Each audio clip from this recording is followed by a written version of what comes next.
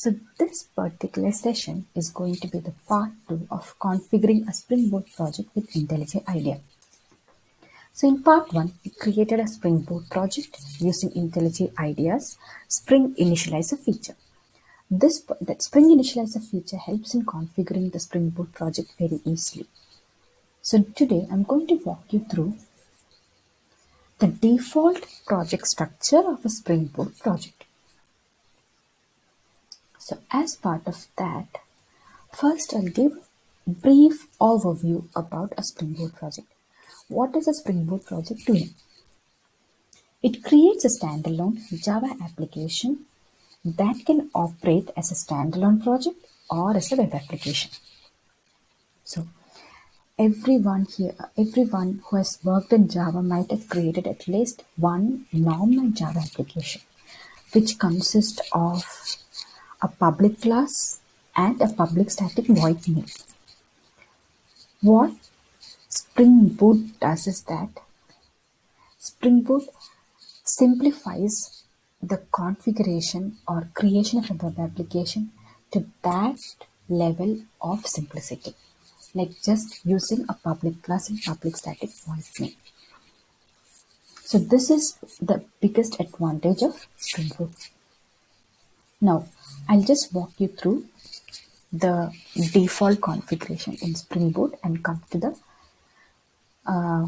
like Spring Boot app. How is Spring Boot able to simplify the application development very easy?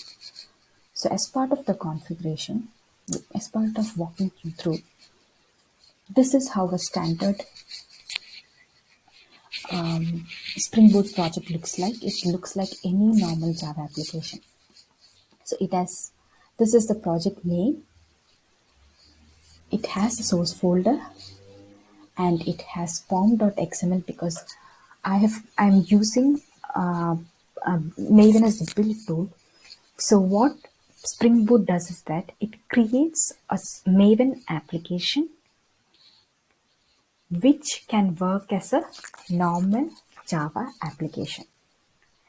It's kind of quite new concept because like in Spring 3 and Spring 4 we have a Maven web application, but it will have all the complexities associated with the web application. But this one is quite simple. It's like a normal Maven project which works as a standalone Java application. So that level of simplicity is what Spring Boot brings in. So since this is a Maven project, I'll just walk you through this. It has the group ID, test group, and artifact ID test. So I have given just these two details. If you want to look through part 1, have a watch again so you'll know how to configure the Spring Boot project. I just give these two details in part 1, which is test group as group ID and test as the artifact ID.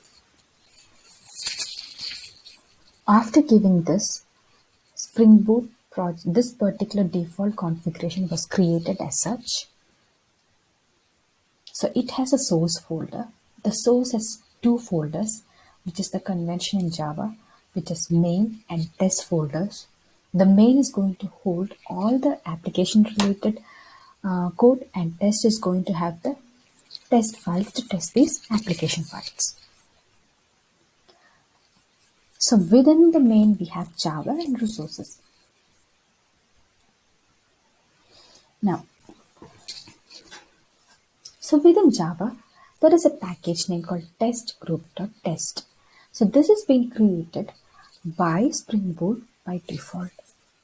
So how the naming convention is being taken is like it took the group ID and the artifact ID and combined it to form the package name.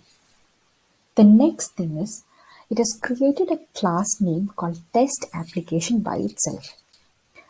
The naming convention is followed in such a way that it takes the application name test and then appends it with application and creates the name test application. Had this project been ABC, it would have created the class name as ABC application. So This class is going to be the starting point of Spring Boot application, and we don't have to write anything in this particular class. It's been created by default. So as I mentioned, this is just like any normal Java application. It has a public class. It's been configured as a public class, and it has a public static void main by default. And when this particular method, this is going to be the triggering point for the application. Now I'll walk you through the advantages of a Spring Boot application. How Spring Boot is able to make this task so easy.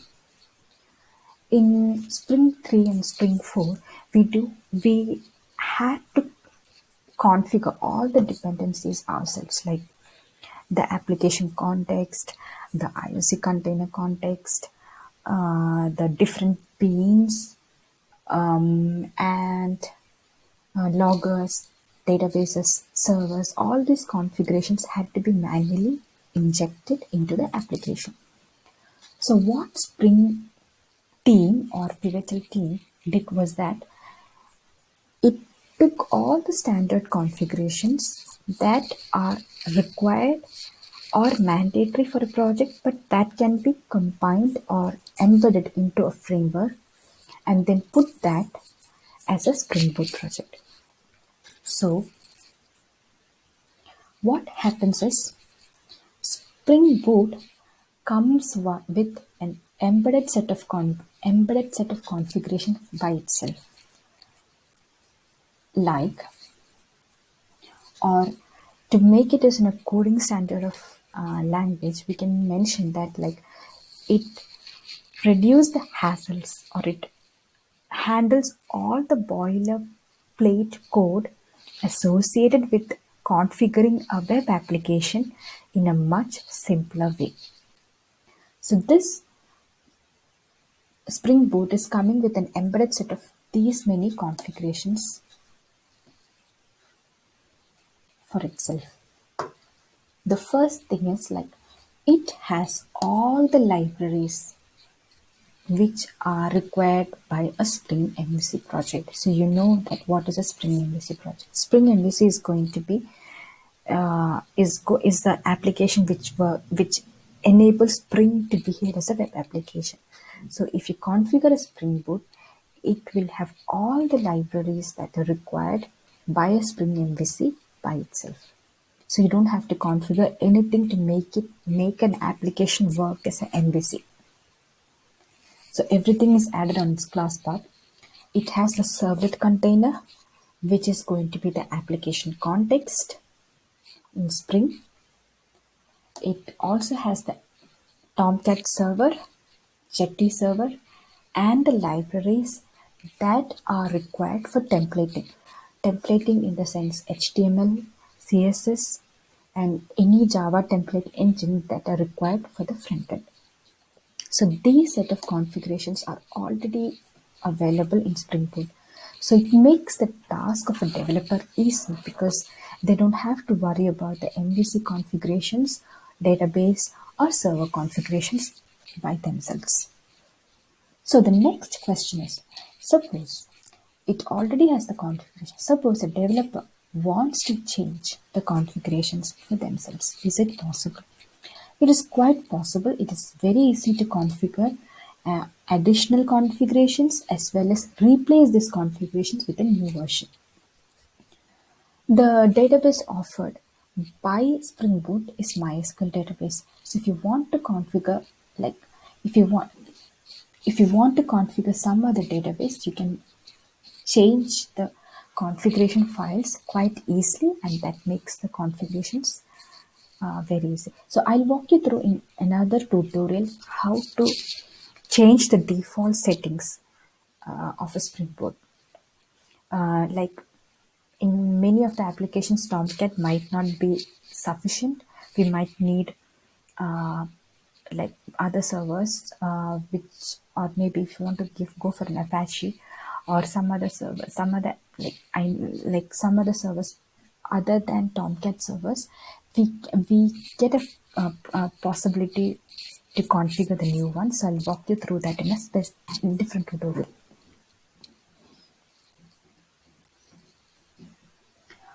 Okay, so the next thing is, how do you achieve that? Like, you have the Spring Boot application, how is it being achieved? Please make note of this annotation, like at the rate Spring Boot application.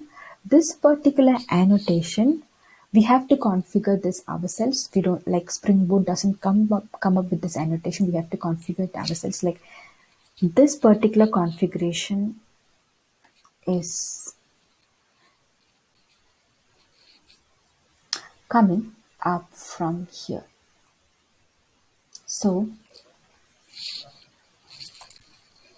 when this particular project was created, it was created using Spring Initializer. So when the Spring Initializer was creating the project, it added these four dependencies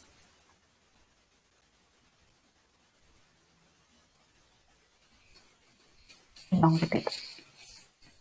So this dependency, this particular dependency, like Spring Boot starter, is this Maven dependency is actually injecting all the necessary library files that is needed for a web application to work. So it adds all the necessary configurations into this particular project's class path, and we can just extend, like, use this particular annotation Spring Boot application to inject all the dependencies to the application. So this is how Spring Boot is able to inject all the dependencies into the starting point of the application. So when we give the class test application.class, it embeds or injects the class into the container, application context container, and that is how the project is being configured. So this is just a high level walkthrough what Spring Boot does, and how it makes the task easier. So I'll be continuing with the next sessions on the detailed explanations on Spring Boot, the detailed explanations on Spring Boot starter dependencies in upcoming videos. So stay tuned. Thank you guys. Bye.